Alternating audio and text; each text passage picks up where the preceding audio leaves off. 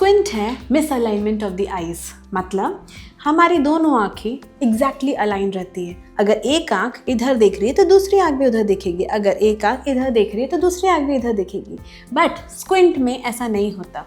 Squint में एक आंख तो नॉर्मल है पर दूसरी आंख या तो अंदर की तरफ या बाहर की तरफ या ऊपर की तरफ या नीचे की तरफ मिसअलाइन रहती है। This is squint. लोगों को लगता है कि स्क्विंट का इलाज पॉसिबल नहीं है, पर ऐसा नहीं है। स्क्विंट का इलाज 100% पॉसिबल है। स्क्विंट का इलाज ग्लासेस से, कुछ तरीके की एक्सरसाइजेस से और सर्जरी से पूरी तरीके से पॉसिबल है। स्क्विंट के ट्रीटमेंट में सबसे इम्पॉर्टेंट बात जो समझने की है वो ये है कि स्क्विंट 3 डायमेंशनल विजन को अफेक्ट करता है और विजन में भी अफेक्ट करता है। मतलब स्क्विंट सिर्फ कॉस्मेटिक प्रॉब्लम नहीं है, पर उससे नज़र भी कमज़ोर हो रही है, जिसे हम अम्बलायोपिया कहते हैं।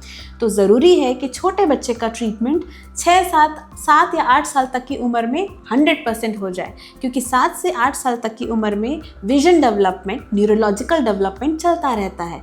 अगर तब तक हमने स्क्विंट का ट्रीटमेंट कर लिया तो मतलब बच्चे की विजन और स्टीरियोप्सिस को हम परफेक्टली रिकवर कर सकते हैं। पर इस एज ग्रुप के बाद में अगर हमने स्क्विंट का ट्रीटमेंट किया तो स्क्विंट का कॉस्मेटिक करेक्शन तो हो जाएगा, पर विजन में इम्प्रूवमेंट शायद कभी नहीं हो पाए। तो इसीलिए अपने बच्चे का स्क्विंट ट्रीटमेंट जल्दी से जल्दी कराइए, उसे डिले मत कराइए। हर स्क्विंट के लिए, हर बच्चे के लिए और हर अडल्ट में भी स्क्विंट के लिए ट्रीटमेंट अलग अलग होता है। हर स्क्विंट के लिए सर्जरी की ज़रूरत नहीं पड़ती। कुछ स्क्विंट सिर्फ ग्लासेस से ही ठीक हो जाते हैं और कुछ स्क्विंट सिर्फ एक्सरसाइज से ही ठीक हो जाते हैं। जब हम एक्सरसाइज और ग्लासेस दोनों दे के कंफर्म कर लेते हैं कि अब किसी भी तरीके से स्क्विंट का ट्रीटमेंट नहीं हो पाता, तब आता है रोल सर्जरी का। और स्क्विंट की सर्जरी बहुत ही सेफ सर्जरी है। स्क्विंट की सर्जरी में हम आँख के अंदर नहीं जाते, आँख के बाहर की मसल्स की ही सर्जरी करते हैं। तो उसमें कोई स्कार नहीं होता, उसमें हीलिंग टाइम भी कम होता है और वो परफेक्टली सेफ सर्जरी है।